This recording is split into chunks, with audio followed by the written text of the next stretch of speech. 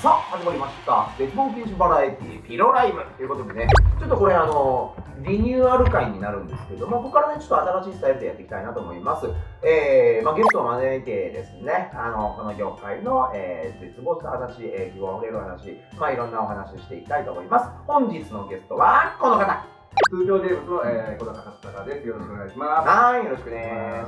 なかなかね、いろんなほらよそんちの番組でさ、俺らお互いゲストで呼ばれてほらたくさんいる中でね、ゲーム会は井戸端会とかさ、あの辺でやることも多いけど、こんな形で話すのはほぼほぼ初めてやね。そうですね、はい。ね、真面目になかなかね、真面目になるかどうかはわからないけども、今回ね、こういった感じでさ、トークテーマをね、いくつか用意してるんで、その中から順番にお話していきたいなと思っております。じゃあまず1個目からです。小高和孝ってどんな人ということで、改めて聞くけどさ、もともとはスパイクチューンソフトの前って何してんの？もともとはですね、大学は日本大学技術学部の映画学科ということで、映像系をやってまして、就職するときに、大学の教授から、映画とゲームのなんか合いの子みたいな現場があったみたいな。で、お前ゲーム好きだから行ってみろみたいな。言われて行ったのがクロックタワー3のそこにつながるのね。岡崎金次監督がムービーディレクターをやってたんで、そこの助監として放映に行って。もともとやっぱり映像がだけか。そうですね。そっから何があって、どういう経緯ですか？ですね、そこにいた会社がカプコンの人たちがみんな笑うというフラグシップという子会社にいまして、岡本良樹の、岡本さんが悪名高いわけじゃなくて、フラグシップがあるんですよ。いや、岡本良樹もそもそもだと思うけど、どれぐらいいるんですか？フラグシップは1年ぐらいいましたね。1年で、そのクロックタワーと、あとちょうど鬼武者とか、手伝いですかね。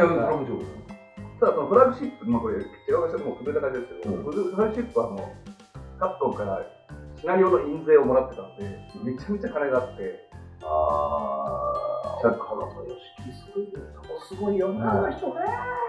だからもうあれですよ、そういう古き良きライターが多かったんで、ある意味豪快みたいな、確信みたいな感じのところで、ある種のちょっとしたゲームバブルの頃じゃん、あの頃。そうですね、PS2 とかね、全然の頃だったりとかしてさ、月給13万ぐらいですよ。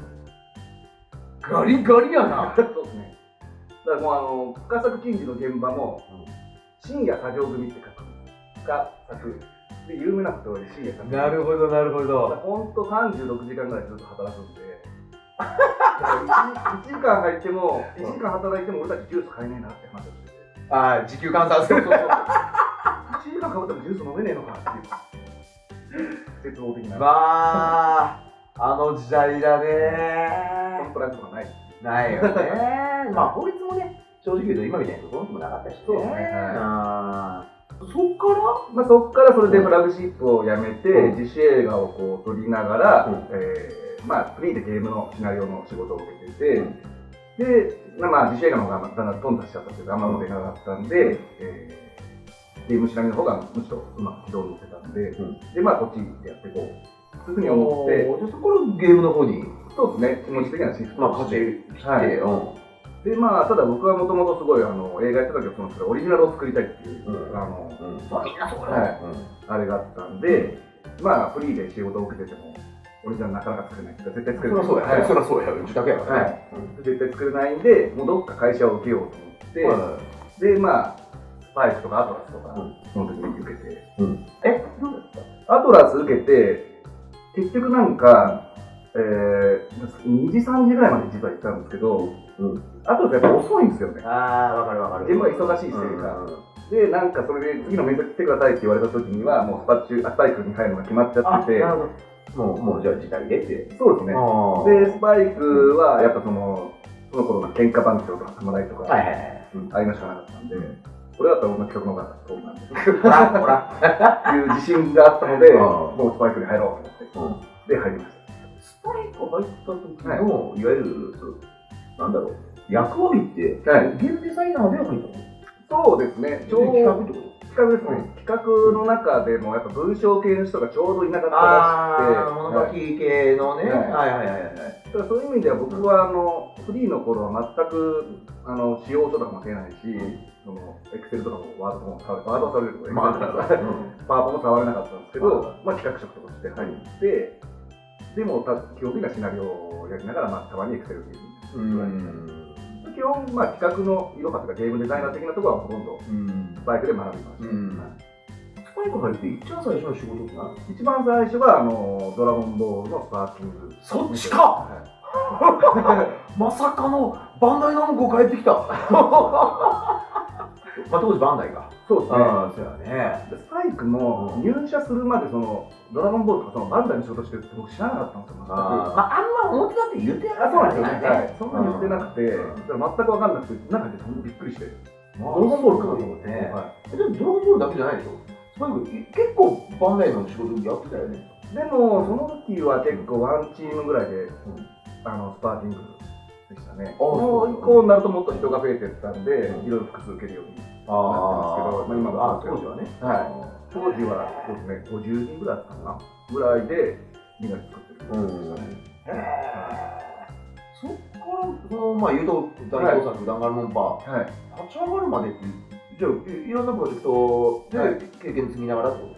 まあドラゴンボールの後にコナンと金田一あった BS のがあって、でそれが多分うちのスパイクの上の方の人が受けてきたらしくて、でもこの仕事を受けたいけどシナリオ書けるやつけないけど、この間入った子だからシナリオ書けるって言って、お前書けるみたいな。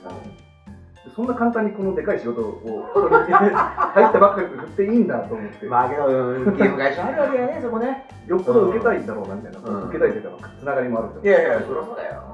まあでも僕は無責任で受けます。やりますみたいな感じで。やって受けて、でまあそのアドベンチャーゲームとしてはそこそこ評判が良かったので、まあ売り上げも良くて、まあそうですね。である程度その社内の中でもなんていうかまあちゃんとやったっていうか功績は立てたと思ってたんで、そこでまあ企画書をなんか出そうと思って、まあもともとそれが目的で入ったんで、まあそうよね。そこでだんだんの企画を出したんですけど、まあすごく会議で役員とかの会議ではバンバン弾かれて、そりゃそうだよね。だって特に弾丸論破とかさ、だって上のハンコを押す人からすると、それがね、開発費がいくらであれさ、売れる根拠がないじゃん。そうですね。その時スパイクのオリジナルの舞台がもうものすごい全滅しかけるぐらいあんまりいいのがついてなくて、だから結構もう守りにみんな入ってて、あと結構プロデューサーも辞めていくみたいなことが多くて、悲観的な状況だったんですよ。だから余計とそんな中よう通せたな。そうですね。決め手は何最終的に？最終的にはすごい本当に役員とか部長クラスとかにはこれいじめにつながるとか、みんなでよく殺し合いがね。いやいやいじめってそれついに全部そうだ。いやいやコナン君もめっちゃ責めてるみたいなことがあったんですけど、もう最終的にもうこれはこの人たちに分からんと思って社長の部屋に今度行ってこれをどうしても作りたいんです。直談判して、で社長は結構そういうの好きなんですよ。いいっすか？軽いなと思って。やっぱそっちにちょろい。ちょろいみたいなこと。まあけど結局ですやな。ダイレクトアタックって言ったらあれやけども、そうですね。まああんまやっちゃいけない例でもあるけどね。まずなんで自分の直属の上長に相談せんのやみたいな話で、怒られる時ももちろん中にはあるからさ、まあけど結果論的にはそれでもあともうやるしかない状況だったね。そうですね。まあだから結構確かに上長逃げとかあるんですけど、あるんですけど、まあ僕はもう全く気にしなかったもうダメだったら違う会社に持ってこうぐらい思ってたんで、客持ってやめて、これ出さなきゃダメだってすごい信じ込んでたというか。まあでもね、俺も弾丸論破からよ、あなたのことを認識し始めた。もちろんそうです。で、同時に、こいつはいつかやめるなっていうことを思ったよ。あなたのこのタイプとね、この感じは、多分自己責任の方が絶対いいのよ。会社員向いてないなぁ、この人ってずっと思ってたからさ、何年か前にさ、ゲーム会は井戸端会議のカメラ回ってないところでさ、いや、実はやめてました。で、まだ言わないでくださいって言ってたいつかとは思ってたけど、ついにやめようったって思ったからね。あの時はあれですね、出禁になったけど、スパイク中太って出てたんですよね。そう。だってもうね、出社もしてないのにさ、スパチュンからしたらいい名誉だって。まあ、名前を汚されたみたいな。そうか。まあけど今、あれじゃない、伸び伸びとやれてるじゃないじゃん。